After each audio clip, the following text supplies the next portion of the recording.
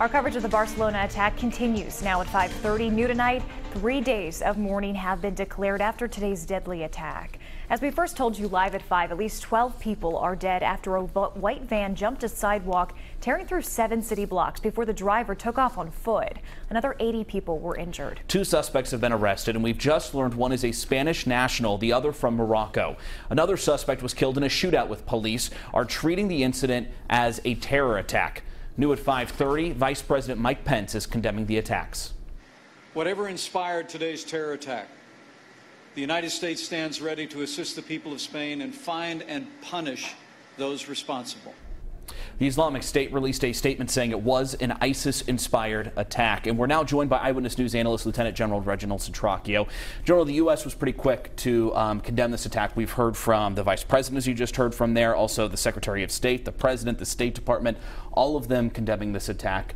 What can the U.S. do in a situation like this? I think what they can do is continue to share information, but certainly make available any resources that Spain might need and want at that particular time. So I think we're ready to go, and I'm really pleased that the Vice President made that commitment.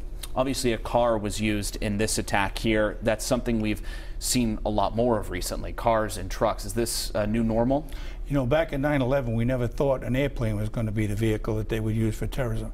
Now they're looking at anything that is soft and not able to really protect against. Millions of vehicles are out there that we use and take for granted every single day. So the vehicle is, in vans and whatever else, is becoming the weapon of choice to maim people and hurt others for either terrorism or a statement that someone wants to make. What can you really do in a situation like that, though, if you're on a sidewalk in that situation? The only thing you can do is certainly be aware of your surroundings. Don't place yourself in the midst of a large crowd, and there's not much more that you can do beyond that. If you know someone is going to do something, then obviously you bring it to someone's attention and you get yourself out of that environment. Beyond that, there's not an awful lot we can do about it. I went to New York City recently, and you could see that they have placed large trucks in certain areas to try to block off some of those busier areas, just to try to attempt to prevent something like this from happening. But you're right, it is tough. It's that state of affairs when you right have now. events, there certainly can be some passive and active stuff, such as what you're talking about. But just normal times, as we saw in Spain, it's really awful hard and almost impossible to defend against that. Imagine the classic statement right now would just be, if you see something, say something too. I think so. That's correct. All right. General, appreciate you coming in. Thank you very much.